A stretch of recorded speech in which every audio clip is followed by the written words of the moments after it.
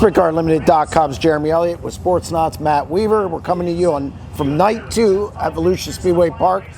And Matt, David Gravel gets it done. We talked about him last night. He said in Victory Lane, can't have Brad beat him. He wants no high limit guys to beat him. Well, they didn't beat him tonight. No, they didn't. I mean, listen, we made yesterday, it was a story of the high limit guys. And listen, David was right there with them too, so it's not like he was an afterthought. If we said last night that, Brad's the guy to beat until he leaves, David made the statement, nah, not quite. That's for sure. Now, Rico Abreu was second, so there was a high limit guy. But David, it's funny, before we went on air, I guess, we're in a tent. And by the way, I like the attire. You're going with the tough, you look like one of those football players in 20 below weather without sleeves. 10 degrees warmer than yesterday. I've acclimated. Jesus, I still haven't acclimated. But you mentioned, how many wins does David get this year? And you said, you don't think he gets to 20? No, I do not. I still think there's going to be plenty of competition with the World of Outlaws. I think there's going to be high limit guys, obviously, popping in and out. I'm saying 15. Yeah, I get so nervous trying to make those sort of proclamations. Because, on one hand, David should be the guy to beat this year. He should be, a guy that pushes that 20 number. I don't know if he exceeds it or not.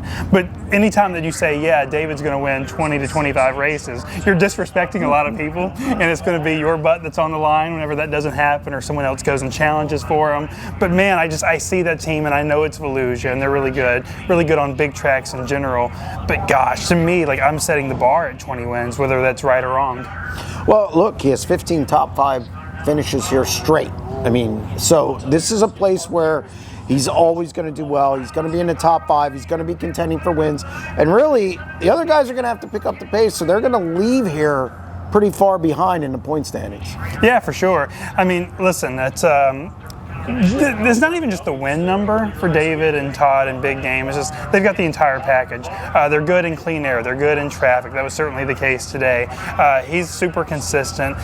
Really, I talked to David at the media day, and he said, in our opinion, we were better than Brad the last 2 years. They got super lucky in the work area, how much damage they got when they run into stuff. This was still a team that's right there with KKR, and I don't think anything's changed this year. So they're the team to beat. No, I agree. Rico Abreu was second. Justin Peck was third. Did an interview with him afterwards. Huge for Justin Peck. Last year, I thought they had 14 black cats in the trailer. Every time he turned around, something was going wrong. He would make a mistake, an engine would blow, tire would go. Career best at Volusia, third place tonight. But to me, it's how huge is this win for him just to get something rolling through the early stages of the season. Yeah, but another thing for me too, and again, you're the guy that's been doing this for a long time, so I don't know if I'm. That just totally means I'm old. You're old. You're old. But I think that this week in particular is such a blender, right? You've got the modifieds here, and the track is always kind of funny, and there's a lot of races that are track position races. There's the engine failures, and so it's funny. We sit here and we're talking about all these things and what it means, and it really doesn't mean a lot, right? Nope. So it's fun and it's cool to talk about all these different storylines, the rivalries, the high limit versus the Outlaws. But this is kind of a self-contained week, and the only thing that really matters come Saturday night is who gets the big gator, and that's really the only big picture thing that matters. To me, it's getting out of here with motors intact, not junking anything. That's to me what this week is. They're not going to see this type of track the whole year as far as the dirt. So I agree with that. But still, I wanted to hit on 2 other Outlaw guys. Gio Scelzi, 2 top 10s, finished 4th tonight. Looks really good at a place that he hasn't been good at in the past. Last year, to take a provisional a couple nights. Gio Scelzi looks really good. Well, I think you and I talked about Gio at World Finals. I don't know if you remember that conversation, but we were talking about just the speed and the consistency he started to show in that second half. And it turned into a conversation of, you're going up against tenure and you're going up against experienced teams and you don't know. But man, this guy is a future superstar. He's super good now. And it's just a matter of how quickly. You talk about guys that can challenge David in big game. There's one that's super obvious, in my opinion, just based on how last year ended. Yeah, he was 4th in points last year, and he only had 1 series win as a rookie. So definitely think he can do more damage. I definitely think he's going to win more than 1 race. The guy who finished 5th tonight, Donny Schatz, he has a 6th and a 5th.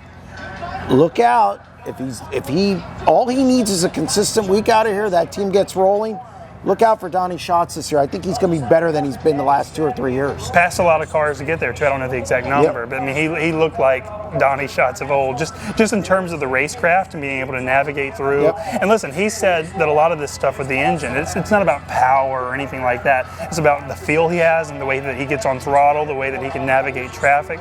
Again, it's Volusia, but that looked like the old TSR car going through traffic in and out, the way he worked the throttle. Absolutely, but last year, even though it was Volusia, they were terrible. So I like what I'm seeing. Also, did a lot of testing. I found out tonight, did a lot of testing in the off season at different facilities, different track configurations. They had the data deal on it during practice. So I think they've learned a lot about that. This team, I think, is going to win more than 5 races, which they've done, I think, the last 3 years. And I think they're going to at least, they could be second in points this year. Yeah, I mean, listen, it would be really good for the Outlaws. And not even just the Outlaws, the sprint car industry, right? I agree. Racing is more fun when Donny Schatz is on it, right? I mean, he's almost like, listen, Donny's always got a swagger, but he was like, I don't want to say that he's like someone kicked his dog, but by Donny's standards, he was kind of crestfallen, kind of sulking. That's not fun. That's not fun for racing. It's not fun for sprint car racing. No, or fans. You either love or hate him. He moves the needle either way, which is always important for guys like us. But people forget he won the Knoxville Nationals a couple years ago, won the Kings Royal last year. I think he's going to have a bigger year this year. I like what I see, and really, we got 2 more nights of this, and I appreciate you joining us. Anytime. Good talking racing with you.